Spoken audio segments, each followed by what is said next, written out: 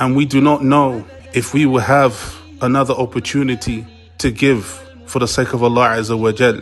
And we do not know if we will face another Ramadan. And we do not know if we will have another opportunity to meet Laylatul Qadr. So let's give what we can, bi'idhnillahi ta'ala, in charity. The community with the 5 daily prayers, the Jum'ah, lessons for men, women and children, Quran being recited in this masjid, sujood, ruku', all of that in this masjid for Allah subhanahu wa ta'ala. wa anna al-masajida lillah fala tad'u ma'allahi ahada. The masajid for Allah. Our Prophet sallallahu alaihi wasallam said, as it occurs in the hadith in Sahih Muslim, مَا نَقَصَتْ صَدَقَةٌ مِّن مَّالٍ. Charity does not decrease wealth, وَلِلَّهِ الْحَمْدِ. So today, my brothers and sisters, I am appealing to you, appealing to your desire for Tawheed to spread, and to your love for the Sunnah and its propagation. We have a golden opportunity here to support Masjid Ibn Taymiyyah in Islamabad.